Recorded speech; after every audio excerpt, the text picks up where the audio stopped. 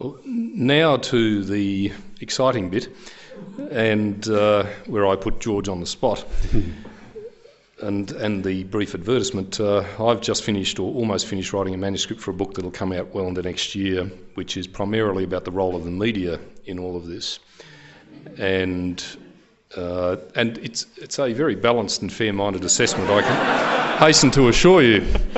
Although the rewrites that I have to do could actually make me a bit more choleric and angry than I already am. But nonetheless, there is a substantial question here which I'm looking forward to debating with people like George in due course. And I think one of the critical problems we have is the structural change in Australia's media, where more and more serious analysis of politics and of issues is being squeezed out to the margins. And I feel that is a major factor in the wider problem that George is identifying, that it's actually getting harder and harder for politicians to prosecute a serious argument about a major issue because they are so much under siege by gotcha journalism and by the distortion and asymmetric presentation of things, that it just becomes so much easier to avoid those tough things because it's just getting almost impossible to prosecute a tough reform agenda that's likely to be unpopular and very difficult to pursue. So I'm interested in George's comments on, and I'm sure he can leave the Australian aside and talk about everybody else, talk about Fairfax, for example, as your main competitors. But I'm interested in George's assessment on what role has the media played in all of this and why is that happening? Yeah, well, it's a good question, and I'm not buying time here because I know all the political tricks, having observed them. But First, distraction. Second, attack the interviewer. Third, attack your opponents. Yeah, exactly. Fourth, repeat the question. Would you like some coaching on the techniques? No, but more importantly, do you think it started in 2001? Do you think it's around that time? It's a turn of the century thing for the media as well as the practice of politics? Look, it's hard to identify, and I think, and the work that I've done, you can see that people have been complaining about this kind of thing for decades. And but stuff still got done in the past. People always complain about what a boring election campaign this is, but there was always a clarity of choice. Yeah. But I think probably the interesting kind of change that people, I don't think, really have remarked on much except a few academics, is the commercial TV current affairs shows 30 years ago were pretty serious and had people like Mike Willisey and even 20 years ago asking pretty tough, serious questions and playing a major role in public debate with a populist tone, but nonetheless the content was fair income.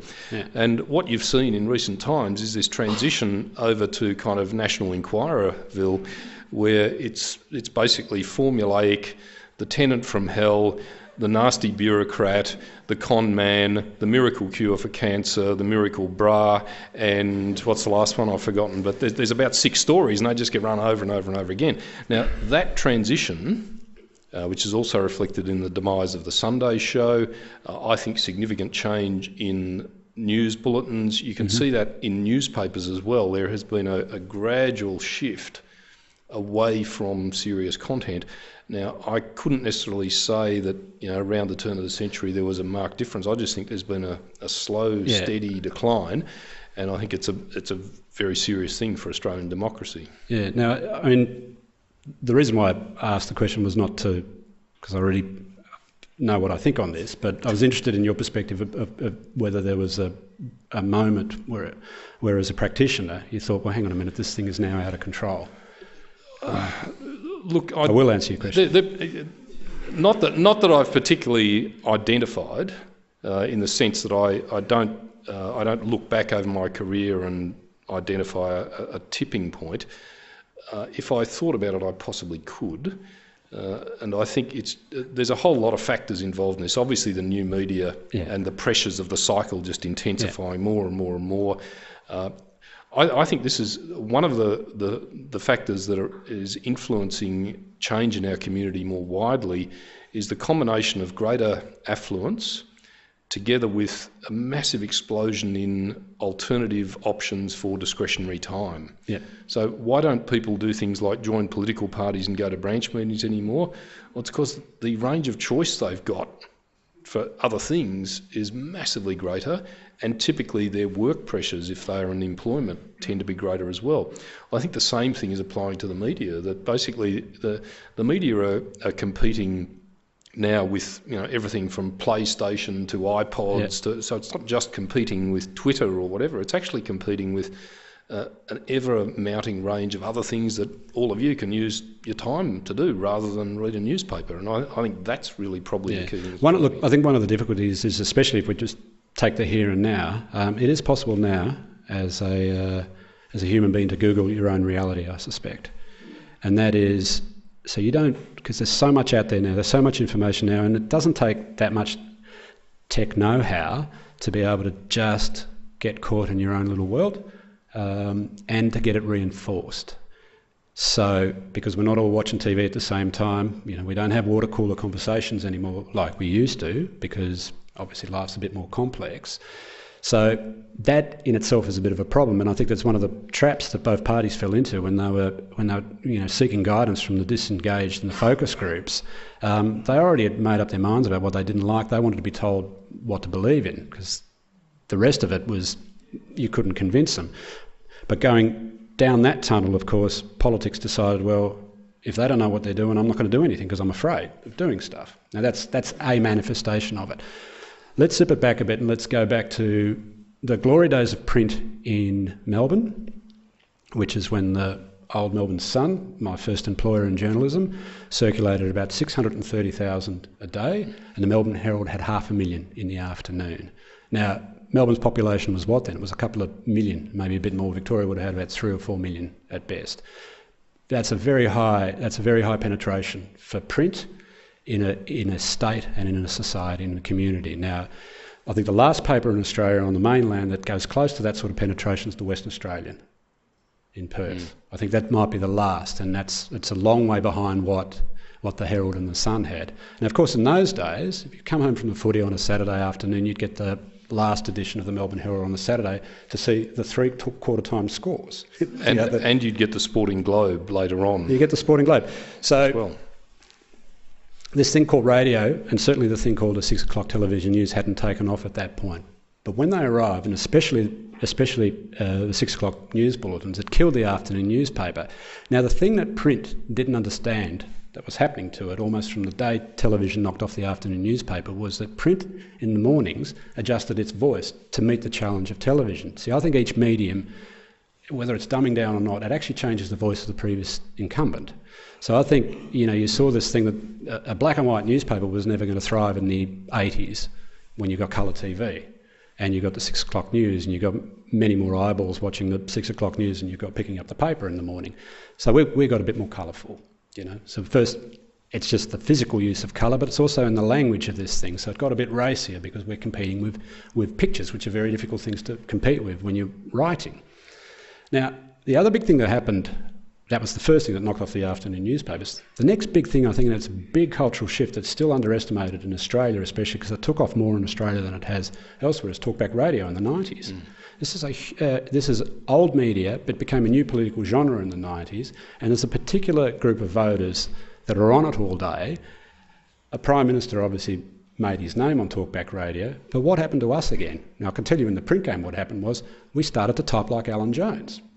We started to shout, because shouting seemed to have this audience over here. Now, this is all, it's not conscious. I just think you have a form of media creep that's going on, where the new entrant carves out a new market. We look at the challenge and we say, hang on a minute, maybe their voice is more powerful than ours now because it's picked up something that we didn't have before. Why don't we start sounding like them?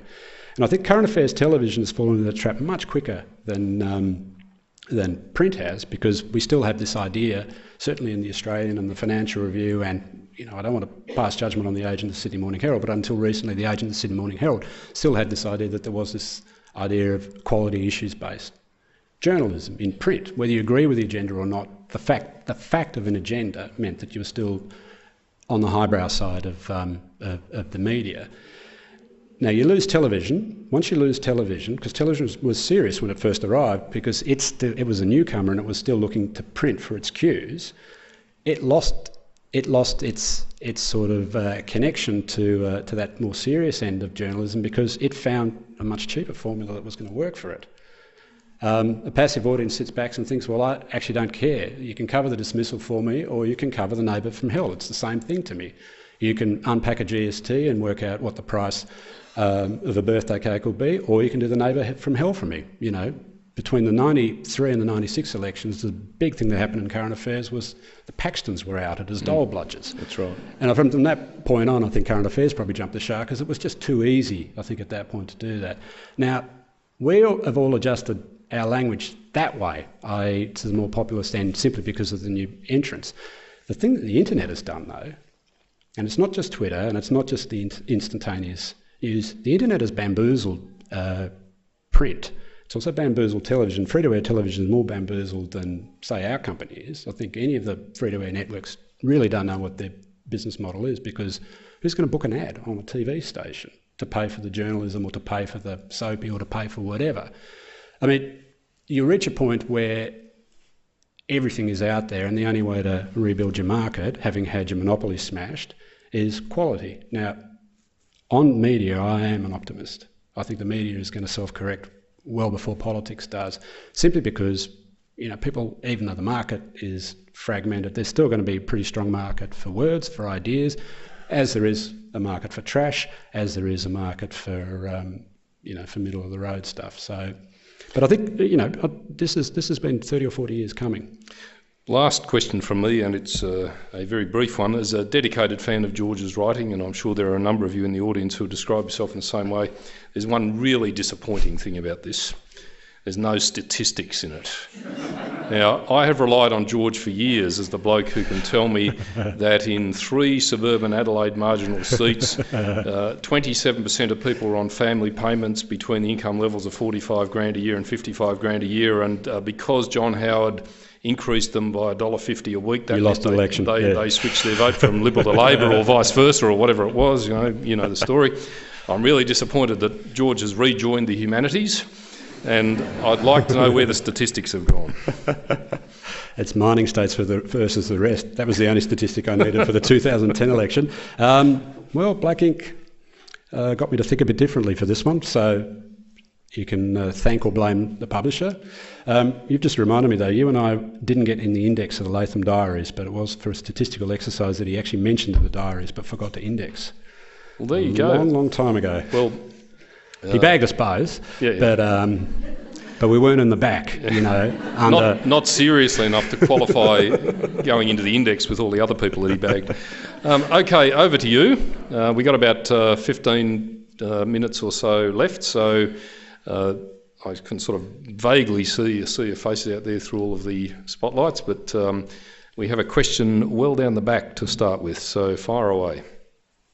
I don't know whether this is changing the subject a bit, but there's a very intriguing line in your essay, George, where you say something along these lines: Victoria is the place that the rest of Australia imagines itself would like to be. And while I totally identified with that, I couldn't quite work it out. Could you explain it, please? We think we are an open-hearted, globally connected, free-spirited nation. The only state in the nation that is sufficiently welcoming of immigrants compared to the national average and sufficiently comfortable with markets is Victoria. Now, you could find any number of reasons within that matrix, open society and open economy, that every other state fails. Now, I don't say that Victoria is ideal, but it is closest to where I think a lot of Australians imagine the country is. We survive a GFC because we're match fit for the trials of globalisation, we'd like to think. More than half the population now is either born overseas or has a parent born overseas. So we'd like to think that we have sourced the best of the best from around the world. So that will give you open market and open society. Now, Victoria is the state that comes closest to the way Australia will imagine itself to be, of course. Once you unpack every other state in the nation, that are closed on one thing or closed on the other. Well, more closed relative to Victoria. There's one roughly in the middle there. Hi, George. I was just wondering if you could expand on what I found was a bit of a tension in what you said, in that you said that voters are looking to the Greens and other third parties because they want some change and want things shaken up, but that the major parties were too petrified of doing anything because they thought that the complacent voters just wanted the same old policies going on day after day. Now, look, the point of that observation, and you could say why the 10 or 15% that voted Green matter more than the 85% that didn't. Well, under the age of 35, depending on where you were, between 20 and 35% of the population cast a primary vote for the Greens. Now, baby boomers might quibble with this point, and roughly half the electorate is going to be aged over 50 or over within 2 election cycles, I suspect, the way the demographics are moving. But I would tend to think that you'd source where your country's going to your youth, and if your youth has said none of the above and it's voting Green, it's saying that it's up for change. Now, it may be something unique to Gen Y, because Gen X didn't feel this way in the 80s. It was, whilst it accepted the Hawke, Keating and eventually the Howard agenda, it was probably the most frightened cohort going around in Australia. The boomers were a bit anti-establishment, so anti-establishment they haven't let go of anything in the last 30 years. Gen Y, and this is why this protest vote phenomenon is interesting to me, Gen Y are working the system in a way that I think no previous cohort as a voting bloc have worked it before. This is why I think neither side of politics could claim a majority, because if 1/3 of people aged under 35 aren't interested in either party, it's very difficult to build a majority across every state. So that's how I resolve that tension. It doesn't mean that either side of politics can create a majority out of this, but I think it's there. Further questions? I'm seeing a finger pointed right at the back. If reform's got more difficult and less people are getting more depth in their media coverage, would it be easier for reform if the brand of the leader, does that become more important if the leader themselves generates more trust and therefore can sort of say, trust me because of who I am? Yeah, well, that's obviously one of the... We haven't discussed this because I would have been too tempted to ask questions about Kevin Rudd. The thing about the Hawke and the Keating and the early Howard model was that there was a sense that a grown-up was in charge of the country and a grown-up with a vision.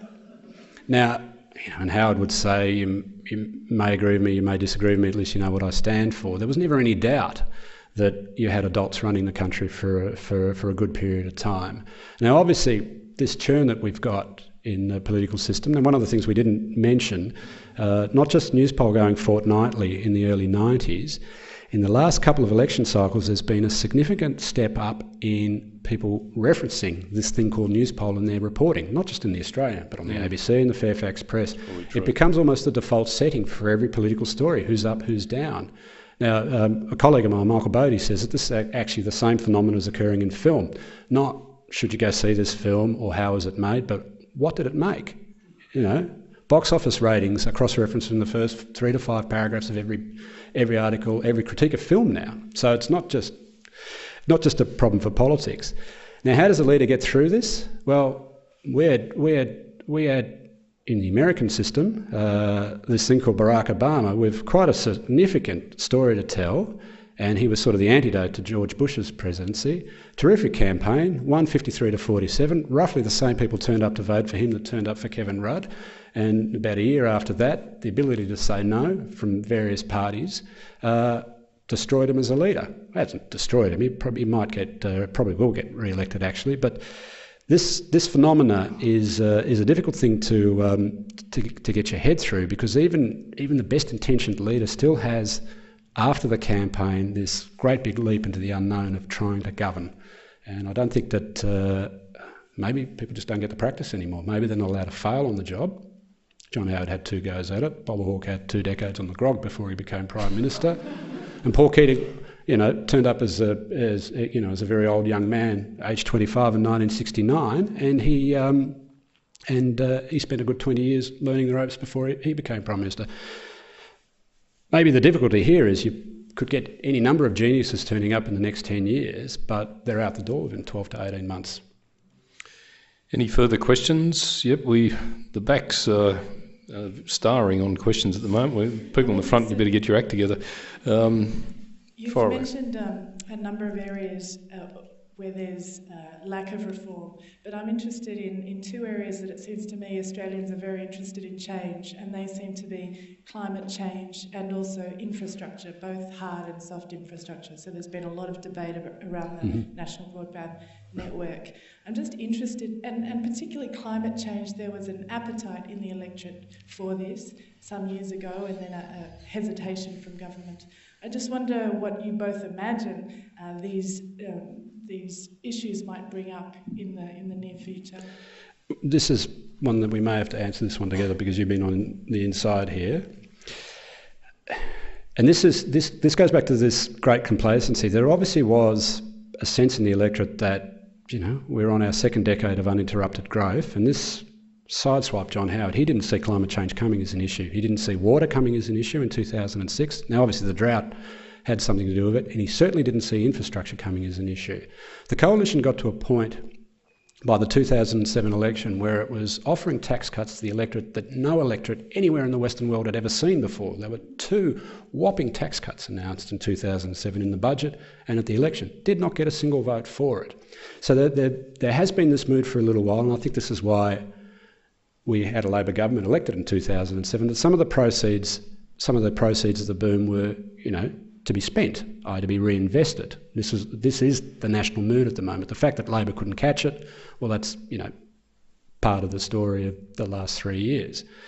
Now, but the difficulty obviously with climate change is the solution is not readily understandable by the electorate, because intuitively the electorate want to make a sacrifice, but they don't want to pay too much. They also want to do something to save the environment, but they know that a population of 20 million on a globe of more than 6 billion, Australia, even if its emissions per head are amongst the highest in the world, are not going to be able to solve the problem on their own. So there are some difficulties here for government, which I think a lot of people underestimated going into this thing on the Labor side. The Labor Party kept looking at the polls that said 2/3 of the electorate are on our side, let's go for it. And in fact, these polls are so strong, let's stop talking to the electorate, which is, I think, what happened, and let's wedge the coalition on it, because the coalition are going to give us the bill. When we get the bill through, of course, we've still got 2/3 of the electorate on side, and I've just split the coalition. I've split the Liberal Party in two, and the National Party have broken off from the coalition. I've destroyed our mortal enemy. I think that's what was going through Kevin Rudd's mind at some point in the second half of 2009. Now, what's missing here? The conversation with the electorate. I think that was one of the big problems. The difficulty with this issue and the difficulty with infrastructure, especially with the broadband, is to take the electorate on faith that they want to make a sacrifice for the long term. You actually have to take some money off them. So you can't convince them that you're doing the right thing unless you hurt them, but they don't want to be hurt. So this is, to me, the great conundrum of our times. If we're about to head into our third decade of uninterrupted growth. There's a lot of cash flying around. I know there's a big budget deficit, but there is a lot of cash flying around, and there's a lot of unfinished business in the country. But to get any of this work started, somebody has to give something up. If everybody gave something up at once, maybe you might be able to get it done. But I think this is why we're at a bit of a stalemate at the moment. You know, good public recognition that those two issues are essentially about survival in the long run. And I don't mean in an ecological sense. I just mean to be able to buy another round of, let's use this word, reform, so we don't get smacked by the next big global crisis. So a reinvestment is what people are looking for, but very, very difficult to translate as public policy, and very difficult to translate, I think, for a government, just to be so hard at it, turning up every day saying, don't ask me about Bill Henson, I'm telling you that 10 years from now, this is going to be a better place. They're very difficult conversations to have. Given that the question was directed at me, I'll just add briefly to George's comments that I think the essence of what George just said is pretty accurate, that if you go back to the Republic referendum, all the opinion polls at that time showed a reasonably strong majority of Australians wanted a Republic. But as soon as you reduced it down to a specific proposition, then you hit strife. And I think the same diabolical challenge is there with climate change, that it's been, I think, described by somebody vaguely credible as the most difficult public policy challenge globally in living memory. I think that's right. And to be able to put together a position that is both rigorous in policy terms but also politically acceptable is an extraordinarily difficult challenge. And so, like many other public policy challenges, there is a world of difference between the generality where people have two choices: do you want something done, yes or no, versus actually developing and promoting and implementing a specific proposal, which is infinitely harder. We have time for one more question, and then I'm going to ask George, exercise my prerogative and ask George one final question. So, Thank you. I've just got a general question, I guess, about the brief comparison that was made with the US just now in terms of, I guess, governability. And there's been a consistent trend over the last couple of decades where you look at the map of the US and it's red and it's blue, and it seems the gulf just gets wider and wider, which is part of Obama's issue, I suppose, about trying to bridge it. Sitting in Melbourne for this last election, and I'm a fairly recent arrival, and I've lived in a few other states, and I'm aware, I guess, of moving here of the difference, I guess, in living in a place like this to other parts of Australia, and it seems to me that gap is accelerating in Australia as well. I was just wondering what your thoughts were about I think the governability aspect in the future. Well, we know it from the last election because 2/3 of the country either stayed with or swung to Labor, and 1/3 of the country didn't. And the 1/3 that didn't, which was Queensland and WA, took the government's majority away. Now, there's a 10 percentage point difference in Labor's vote between Victoria and Queensland. And as you travel down the eastern seaboard, you get a 5% jump up in Labor's vote, as you know, from 45 in Queensland to roughly 50 in New South Wales, give or take a point, to 55 in Victoria. You cross the Bass Strait and you're at 60 all of a sudden. This is after preferences. Now, that is the beginning of a red state, blue state thing. And it's kind of been there for a little while. I know Queensland's quite volatile and traditionally has swung really big, but Queensland got every election right bar one in the last 30 years. This is the first election Queensland has got wrong. They weren't on the winning team. But a lot of people are moving there, and every second electoral redistribution gives them an extra seat at the expense of New South Wales or South Australia, or at one point it'll be Victoria, although Victoria's population is probably going to hold its number in the federal parliament. So we've got the start of this thing. Now, what are the fundamental differences between Queensland and the rest of Australia? It's the least centralised, the least urbanised state. So you've got a city-country thing there, but it's not a city-bush thing there, it's a city-provincial thing going on. And you've got this sort of big draw now, even though a lot of young families live there, a lot of retirees are up there, and retirees are not into reform. Retirees...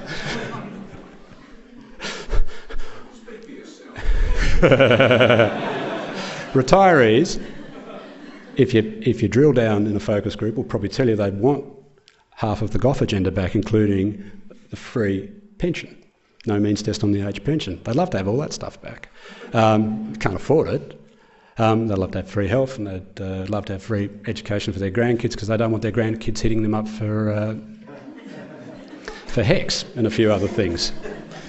So, but this is the beginning of something like that, and I suspect the societies start to reach, at an electorate of 8 or 9 million, it was probably a bit harder to do, but an electorate of now 11 or 12 to 13 to 14 to 15 million, I think it starts to get a bit easier.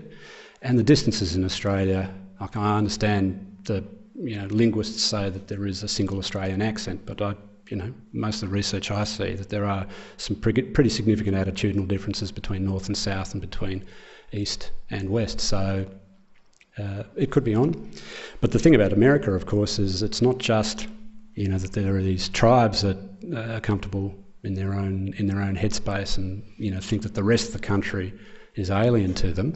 It's the fact that vested interests are starting to behave as Americans do, as a vested interest in America does. And look, the thing that could have gone terribly wrong with the hung parliament is that lowest common denominator, how much is your seat worth? Tony Abbott's instinct was to outbid. He didn't care what the detail was.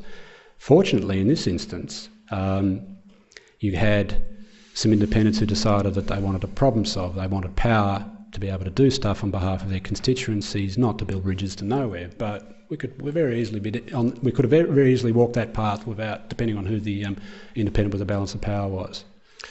Well, believe it or not, my wind-up question was going to be pretty much on the theme that you asked, so it will now just be a footnote question. There's been quite a lot of commentary about the decisive factors in the election. It's focused on things like the Labor leadership change, the so-called Rudd factor, leaks, specific policy announcements, the mining tax.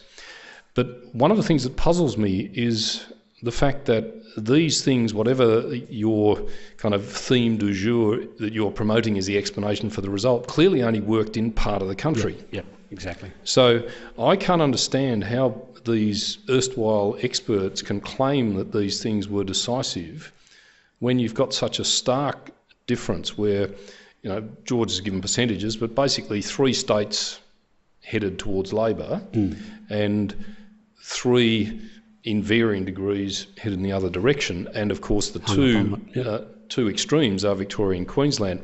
Now, I've had this popular little theory for years, which I've retailed to people, and that is that Australia has 3 English cities and 3 American cities. And you can probably take a pretty good stab at guessing which are the English cities and which are the American. The English cities are Melbourne, Adelaide and Hobart, and the American cities are Sydney, Brisbane and Perth. Guess what we've seen reflected in the election result. So my question, given that you've already explained very eruditely your assessment of this, George, is why is the media more broadly not actually asking this question when and sticking with some of this, what I consider to be very flip and superficial analysis, which just doesn't stand up to scrutiny? There's something more substantial going on here electorally when you've got such a stark contrast between Victoria and Queensland. And it's been there for a little while, and I think, notwithstanding the glorious escape from the GFC, there was obviously something in the the boom-bust cycle in the states of WA, and these are moves in state income in WA and especially Queensland that made people feel like, oh, I've kept my job, but I've just been hammered on my super, and why the hell did I buy that investment property? You know, there was a bit of that vibe, especially in Queensland. There's obviously failed Labor states in New South Wales and Queensland that you would add to that. But yeah, why haven't we had this debate? Well, we're trying to have it tonight, obviously, because maybe we're bouncing the ball on it. But I think it's possible that a few people are already thinking about this. I'm sure that the parties are thinking about this, because you can't rebuild this thing without working out what will reconnect. They're not tribes, because they're not that hostile to one another, but they actually are leading as close as possible to independent lives, economically, socially. And the states, have had veto rights over the federal parliament through the Senate for a number of years, but what we actually saw at the last federal election was a metropolitan veto, interestingly enough, Labor plus Green, the first time that the States House is actually has a city-based majority. So we're in a state of churn at the moment, which is interesting, but I ain't making any predictions just yet. Well, that's a good note on which to end. So thank you very much, George, and thank you very much to the Wheeler Centre and everybody for turning up and participating this evening. And can I remind you all again that George will be available for a short period to sign copies of the quarterly essay, and I hope you all have a very good evening. Thank you. Thank you.